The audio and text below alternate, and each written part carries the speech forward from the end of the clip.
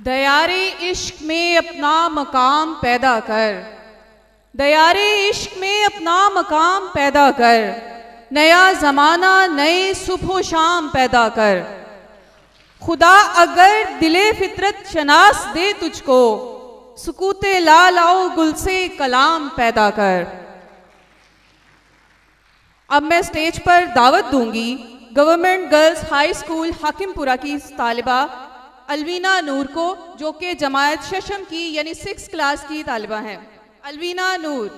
اعوذ باللہ من الشیطان الرجیم، بسم اللہ الرحمن الرحیم۔ سنتے کانوں اور دیکھتی آنکھوں کو السلام علیکم۔ معزز سامعین، آج زیر بحث جو موضوع ہے مگر وہ علم کے موتی کتابیں اپنے آبا کی۔ جناب والا، آج ضرورت ہے اس عمل کی کہ ہم طریق کے جروکوں میں دیکھیں کہ ہمارے اسلام نے ماضی میں ایسی کیا خدمات سر انجام دی تھی جس کی وجہ سے وہ امر ہو گئے۔ تمہاری تہذیب اپنے خنجر سے آپ ہی خودکشی کرے گی، تمہاری تہذیب اپنے خنجر سے آپ ہی خودکشی کرے گی، جو شاہ نازک پہ آشیانہ بنے گا ناپائیدار ہوگا۔ عزیز ساتھیوں، ہم سب مسلمان ہیں اور ایک ہی اسلامی مملکت میں رہتے ہیں اور اسلام کا نعرہ بلند کرتے ہیں، لیکن ہماری جذبہ ایمانی پختہ نہیں۔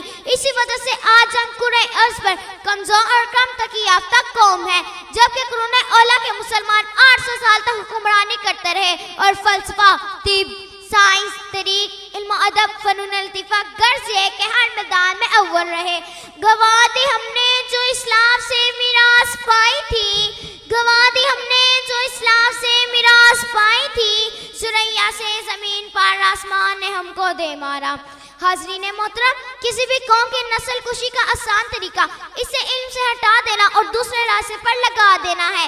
جب انگریز برصغیر میں آئے تو انہوں نے بھی یہی طریقہ اختیار کیا کہ مسلمانوں کو اسلحے سے مارنے کی بجائے انہیں علم سے ہٹا دینے کی پالیسی اختیار کی۔ جناب والا، علامہ اقبال نوجوانوں کو تن آسانی اور عیش و عشرت کی زندگی میں مبتلا دیکھتے تو ان کے آنسو روتے تھے۔ انہوں نے مغربی اقوام کو بہت قریب سے دیکھا تھا اور مغربی ممالک میں رہنے کا اتفاق بھی ہوا تھا، جس کی وجہ سے وہ ہندوستانی لوگوں کے حالات پر جلتے کرتے رہتے تھے۔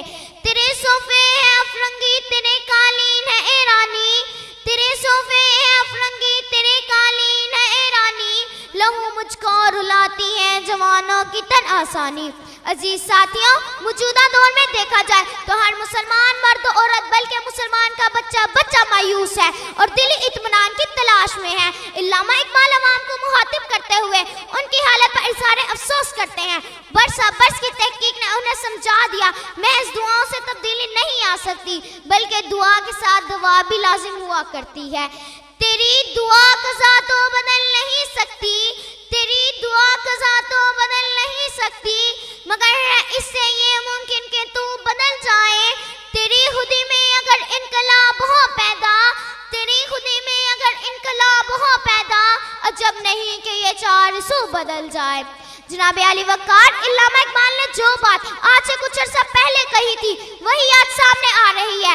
آج ہم مغرب کے طوفان امٹتے دیکھ رہے ہیں، ہم ان آوازوں کو سن رہے ہیں جو مغرب کے دانشور ہمیں سنا رہے ہیں۔ جناب علی، ہم اپنے بزرگوں کے افکار و نظریات کو ایک خوبصورت مرکز بنا دیتے ہیں اور خود اس پہ مجاور بن کر بیٹھ جاتے ہیں۔ جا پسندی، خود غرضی، بے اطمینانی، تن آسانی اور ذہنی انتشار جنہوں نے نوجوانوں کو تباہ و برباد کر کے رکھ دیا ہے، اس لیے اقبال کو کہنا ہی پڑا، خوش تو ہم بھی ہیں جوانوں کی ترقی سے مگر، خوش تو ہم بھی ہیں جوانوں کی ترقی سے مگر، لبے انداز نکل جاتی ہے فریاد بھی ساتھ۔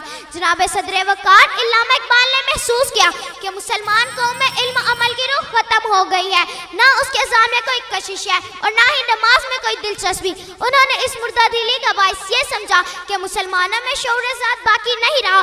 مسلمان کو یہ علم ہی نہیں کہ وہ کون سا گردو ہے جس کا وہ ایک ٹوٹا ہوا تارا ہے، اس لیے آج ہم ذلت و زوال سے دوچار ہیں۔ علامہ اقبال نے اس حقیقت کی طرف اشارہ کیا تھا، تجھے آبا سے اپنے کوئی نسبت ہو نہیں سکتی، تجھے آبا سے اپنے کوئی نسبت ہو نہیں سکتی، کہ تو گفتار وہ کردار تو ثابت وہ سیارہ۔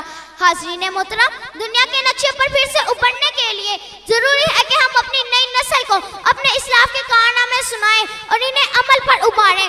میدان زندگی میں نہیں بیٹھنے سے کام، میدان زندگی میں نہیں ٹوٹ جائیں یہاں سڑ کے بل چلو. عزیز ساتھیوں آئیے ہم عہد کرتے ہیں کہ علامہ اقبال کے خواب کو شرمندہ تعبیر کریں گے اور درخشاں ستارے بن کر آسمان پر چمکیں گے. شکریہ.